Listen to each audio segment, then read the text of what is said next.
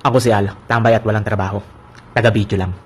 Maaga pa nga lang ay tapos na siyang maghati-hati ng mga paso para sa mga gagamitin namin sa pagpapaganda ng aming harapan. Ito nga ay para magkakulay naman at hindi plain na plain, sabi namin.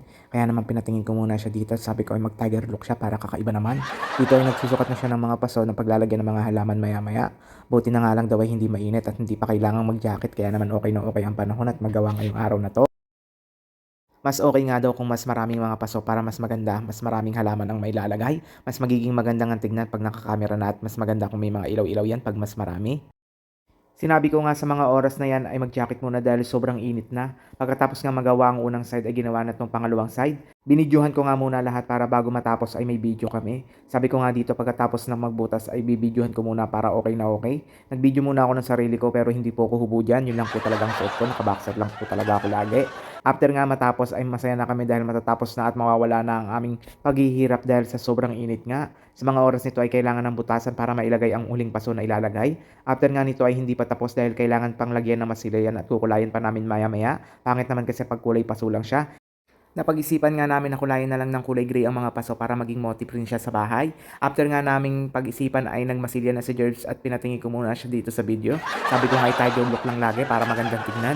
Yan po ay habang siya ay nagmamasilya ay ako po ay nagbibideo lamang tulad ng sinabi ko. Sa mga nagtatanong kung bakit hindi ko siya tinulungan dahil hindi po ako marunong talaga maganyan-ganyan.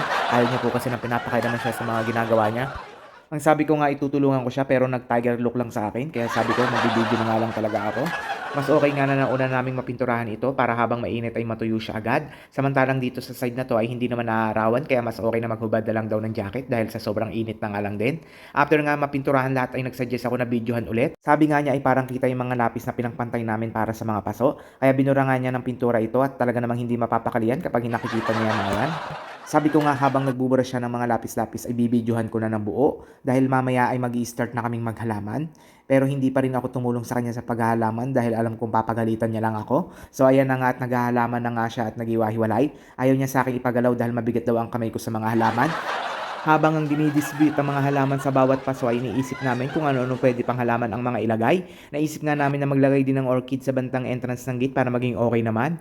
Dito ay binuhat na nga namin ang lupa na maiilagay namin sa mga paso. Diyan nga ay paghahaluin namin ang lupa at ang mga pataba na maaaring ilagay sa mga halaman. Sinulit na nga namin ang mga oras na ito dahil pahapon na at okay na kahit maarawan. Sa bandang lugar na yan ay hindi nga pala umiinit dyan at hindi naaarawan kaya okay maggawa. After nga niyan ay mag-video na nga lang daw ako at wag na daw akong tumulong dahil kayang-kaya naman daw niya. Iniisip nga namin dito na baka magkulang kami sa lupa kaya titipirin namin muna dahil maunti lang ang lupa na aming nabili. Dito nga ay hahaluan pa namin ito ng mga pataba para naman mabilis dumami ang halaman. Mas maganda kasi ang mga ganito kapag makapal at maganda ang halaman. Iniisip nga namin na kapag lumago ito ay sobrang magiging maganda to. Ayan nga yung magiging paraan para mas mabilis lumago yung mga halaman na ilalagay namin sa paso. Hindi ko nga alam ang tawag dyan pero ang alam ko ay yan ay galing sa puno ng nyog. Yung mga durug-durog at yung mga pinong-pino na yan ay magpaparami sa aming lupa at yan yung magpapalago sa mga halaman. Kailangan nga daw after nitong pagsamahin ay talagang halong-halo para maging equal yung paglalagay ng aming mga lupa. Kapag hindi kasi nahalong mabuti ito ay maaaring mamatay ang mga halaman. Kailangang equal ang pataba at equal ang lupa na ilalagay namin. After nga niyan ay inayos na ang bawat ilalagay namin. Naisipan namin na alternate ang kulay ang ilalagay namin. Ayan na nga at susubukan naming maglagay ng mga halaman. Siyempre ang kailangan namin gawin ay tingnan muna kung natuyo na yung mga pintura na inilagay kanina. Diyan nga ay sisimulan na ni Jerbs ang maglagay ng lupa pero sabi ko ay hindi muna ako tutulong at ako'y magbibideo muna. Hindi ko na malayan na marami na pala siyang tanim na nailagay. Yan ay halos panghuli na lang sa side na ito. Binidyohan ko na nga agad dahil nahuli na nga ako. Ganyan nga yung naging itsura niyan. After nga na mailagay ang mga halaman ay chinek namin ang mga lupa kung okay na ba ito. Dahil nga tinipid namin ang lupa dahil alam namin ay magkukulang kaya nagkulang dito. Dito ay binalikan namin at dinagdagan pa ng lupa na sobra kanina. Sabi ko nga sa kanya ay isa-isahin ang mga paso dahil alam ko ay maunti lang yung mga nilagay na lupa dyan. Hindi namin nilagyan kanina yan dahil sobrang akala namin ay kulang na kulang ang lupa. Nagulat na nga lang ako nang natapos niya ng lagyan ng halaman ang lahat. Sabi ko nga ay balikan ang bawat paso kasi sayang naman ang lupa. Ayan na nga ay nilalagyan niya ang bawat paso dahil ang alam ko ay maunting lupa lang ang nilagay namin dyan dahil tinipid nga namin ito. Akala kasi namin ay kulang talaga ang mga lupa dyan sa bawat paso. Sa mga oras na yun ay hindi na nga ako nakatulong dahil naglaba ako dyan. Sinabi ko nga dyan na magkape muna after mailagay ang lahat ng lupa na natira. Sabi ko kasi after nyan ay ilagay niya yung mga orchids pagkatapos niyang magkape. Sabi ko ay liligpitin ko na rin yung mga kalat dahil nakakahiya naman sa kanya dahil umaga pa lang ay nagtatrabaho na siya. Alam naman nating lahat ang kape ang magpapalakas sa atin kaya sabi ko ay coffee break muna. Abay pagkatapos magkape ay sinukatan niya na agad ang paglalagyan ng mga orchids. Diyan ay binutasan niya agad ito para maya-maya lang ang ilalagay na agad ang paso. Gusto niya na agad itong mailagay para mapinturahan na din at mailagay ang halaman. Pagkatapos ng mailagay ang mga paso ay kailangan munang i-check kung okay na ba talaga ang mga paso. Sa mga oras nito, after na maging okay ang pinaglalagyan ng mga paso ay kailangan niya ng sikipan. Baka kasi mamaya daw ay makalimutan niya. Kailangan sigurado ay pantay para magandang tignan pagdating sa camera. Yung camera talaga yung iniisip namin dyan para pag pinicturan ay maganda. Diyan ay ilalagay na namin yung halaman maya-maya lamang. Sabi ko nga ay matatapos na siya kaya tumingin na siya dito. Ayun nga ang kanyang ngiti. Pagkatapos ng pinturahan ang mga paso ay nilagay na rin niya ang mga halaman.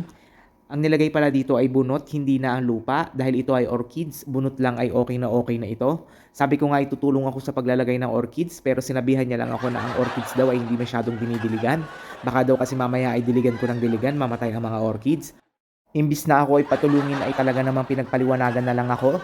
Sabi nga niya ay hindi kailangan itong diligan lagi-lagi. Antayin ko na lang daw magbulaklak para maganda ang mga orchids. Bagay na bagay ito sa aming entrance gate dahil maganda ang mga bulaklak nito. Yan lang daw yung ilalagay niya dito para na okay na okay. Ang sabi niya ay bumili na lang daw ako ng ilaw para paggabi ay maganda pa rin tignan dito kahit gabi na. Pagkatapos nga naming maglagay ng mga paso at halaman ay okay na okay, sabi ko ay ako na yung magbibideo dahil yun naman ang trabaho ko sa buhay na ito. Katapos ko lang magpasok ng mga damit na nilabhan dyan dahil baka nga umambon dahil madilim ang kalangitan. Paglabas ko nga ay nagpalit na ng damit si George at nakita kong nagdidilig na. Okay na okay dahil wala na akong gagawin. Pero sigurado ako na after niyang madiligan niya na ipapadilig niya sa akin ang mga tanim sa likod. Diyan ay binuksan na rin namin ang waterfalls at sabi namin ay antayin na lang naming maggabi at magiging okay na ito. Pinatignan sa akin lahat ng halaman at pinaliwanag kung anong pagdidilig ang kailangan gawin. Sinabi sa akin na yung kulay green ay araw-araw at yung kulay red ay hindi araw-araw. Sabi ko nga ibibidyohan ko ulit ng buo para maganda at makita sa video. Sabi ko ay ipapakita ko nga sa inyo ang lahat ng aming pinaghirapan. Sobrang hirap na hirap akong mag-video dito dahil sobrang init, sobrang hangin at sobrang marami rin akong ginagawa habang nagbibideo. The long wait is over na nga. Ito nga yung kinalabasan at sobrang satisfying ang aming pinagagawa. Habang bakante nga ang mga oras namin ay hindi namin akalain na magagawa namin ito. Sobrang ganda at sobrang satisfying talaga. Diyan nga ay tinignan namin papalayo ang mga halaman na aming ikinabit. Habang nagbibideo nga kami ay naisipan naming maglagay pa ng mga ilaw sa mga inilagay naming paso at halaman. Mas maganda kasi talaga pag mas maliwanag habang nagiinom. Bye!